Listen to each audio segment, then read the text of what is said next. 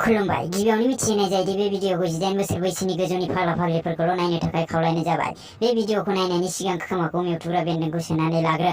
बे भिडिअखौ बिमा बिफा बिदा फंबाय बिब' बिनानावनि सिगाङाव दानाय नङाबा नोंसिनि खावलायाव सेन्देलनि सावगारिबो थानो हागौ। नोंसोरो टाइटेलखौनो नायनानै मिथिखाबाय जानो हागौ जों सोरनि खोथा मिथिनो नागिरदों। जी हा, दिनै जों मानसिनि महराव जोनोम जानाय थाला खुलिग्रा साबि मिस्टार जनि सिन्सनि खोथा मिथिनो नागिरदों, जायनोखि सिख्लाफोरनि सिमांनि राजा आरो सेंग्राफोरनि मोगथांनि सुथुर। थौदो होमबा जों जनि सिन्सनि मिथिफेरै 13था खोथाखौ मिथिनोसै। आइए देखते हैं, बैठचंद मजा आएगा। नम्बर 1, बिथांखौ जों गासिबो मिस्टार जनि सिन्स होननानै मिथियो, नाथाय जनि सिन्सआ बिथांनि आबुं मुं नङा। जनि सिन्सनि आबुं मुङा जादों मिस्टार जनि बैथाला सिन्स।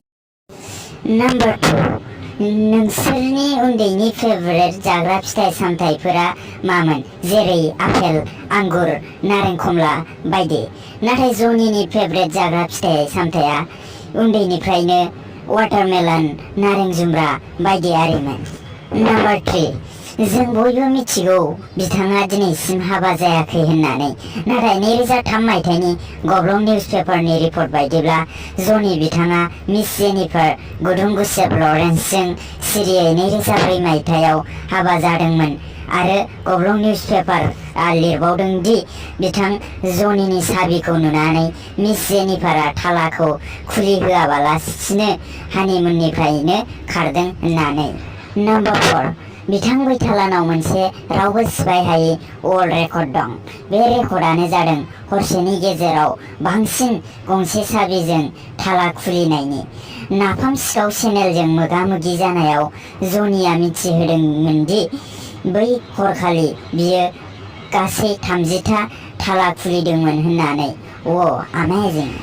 नम्बर 5, 2013 मायथाइनि मोनसे रिपर्ट बायदिब्ला आमेरिकान गभर्नमेन्टआ बिथांनि गाहायनि साबिखौ मुलुगनि बयनिख्रुइ गोरासिन नन मेटेरियेल बुस्थु होननानै गिनिस बुक अफ वर्ल्ड रेकर्डआव लिरनानै दोनबाय होननानै। नम्बर 6, बिथांनि फेभरेट जायगाया जादों आबु धाबि। नम्बर 7, बिथां जनिया मोनसे इन्टारभिउआव बुंदोंमोन दि बिथांनि सिमाङा जादों सानसे मिया खालिफानि गोजौनि रुम मोनसे बायनाय। मिया खालिफा नङा, बुर्ज खालिफानि गोजौनि रुम मोनसे बायनाय। जुदि नोंसोरखौ बेफोरबायदि मोनथिफेरै खोथाखौ मिथिनानै मोजां मोनोबा लाइकनि सावगारियाव थुनानै हो आरो चेनेलखौ साबस्क्राइब खालामाखैबा खालामनानै ला। लोगोसे खाथिनि घन्टानि सावगारियावबो थुनानै अल नटिफिकेशनाव सेट खालामनानै ला। जेब्ला आं बेफोरबायदि भिडिअ आपल'ड खालामो अब्ला बयनिख्रुइ सिगांसिन नुनो मोननायनि थाखाय। आरो बे भिडिअखौ जेसे हायो एसे शेयार खालाम ताकि सानसे बियो बिथां बैथालानिसिम सौहैयो। नम्बर 8, नोंसोर मिथिनानै सोमोनांगोन दि बिथांनि गिबि फिल्मआ खोमसियाव गुदुं नागिरनाय नङा। जनिनि गिबि फिल्मआ जादों फिसा गुदुङाव गिदिर पाइप, नाथाय माखासे प्रडाक्सन इस्युनि थाखाय दिनैसिम बे फिल्मआ रिलिज जानो हायाखिसै। नम्बर 9, बिथांखौ जों गासिबो 2001 मायथाइयाव सोलाय बख'लाय फिल्म इन्डास्ट्रियाव आगान होजेनदों होननानै मिथियो, नाथाय बिथाङा फिल्म इन्डास्ट्रियाव फैनायनि सिगां बिथाङा 1990 मायथाइयाव रिलिज जानाय सुपारहिट सोलाय बख'लाय इन्डास्ट्रिनि फिल्म उनथिं सासे सिगांथिं सासे फिल्माव एसिस्टेन्ट केमेरा मेननिबो खामानि मावदोंमोन। आरो मोनसे इन्टारेस्टिं खोथा दि 2001 मायथाइयाव जनिया आगान होजेननाय लोगो लोगोनो सोलाय बख'लाय फिल्म इन्डास्ट्रिनि मुंखौ सोलायनानै सोलिनुट मुं दोननाय जादों।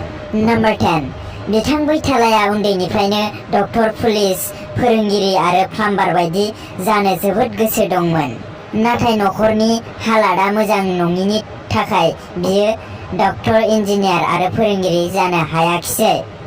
मोगथाङाव बियो जानो हायिनि थाखायनो फिल्म इन्डास्ट्रियाव बिथाङा दसेनो पुलिस आरो दसेनो डक्टर आरो दसेनो प्लाम्बार जायो। नम्बर 11, बिथांनि फेभरेट मिउजिकआ जादों आशिकों में दिल का मुझे जीना मत सिखा, मुँह में ले लन मुझे छोड़ना मत सिखा, टूटा मेरा दिल उसे जोड़ना मत सिखा, मुँह में ले लन मुझे छोड़ना मत सिखा, तेरे लिए मैंने मेरा घर द्वार छोड़ा, देर के साथ किया मैंने जीरा सोडा, जैसे मटके में पानी भरता थोड़ा थोड़ा, जा ऐसा घोड़ा आता पकड़ मजा लाउडा। नम्बर 12 2015 मायथाइनि बिथांनि फिल्म गंबा थाला आरो गंसे साबि फिल्मनि शुटिंआव हिर'इननि थालानि गुदुङा गिदिरद्राय जानायनि थाखाय गोबां जेंना फैदोंमोन। मानोना थालानि गुदुङा गिदिरद्राय जानायखाय साबिखौ मिलायनो हायाखैमोन। थेवबो गुबुन गंसे साबिनि हेफाजाब लानानै शुटिंखौ कमप्लिट खालामनाय जादोंमोन। नम्बर 13 आरो जोबथा खोथा मिस्टार जनि बैटाला सिन्सखौ 2018 मायथाइनि 55 नं नेमखि फिल्म फेयार एवार्डआव लाइफ टाइम बेस्ट नेमखि एक्टर एवार्डजों सन्मानित खालामनाय जादों। थ' फाग्लाफोर बेफोरनो जादोंमोन जनि बिथांनि माखासे मिन्थिफेरै खोथा। नोंसोरखौ बबे मोनसे खोथाखौ मिथिनानै गोजोननाय मोनखो आंनो कमेन्टआव मिथिहोहर आरो लोगोसे नेक्स्टआव सोरनि खोथा मिथिनो लुबैदों बेखौबो खोन्थाहर। तो आज के लिए इतना ही, मिलते हैं नेक्स्ट वीडियो में। Bye bye, see you very soon.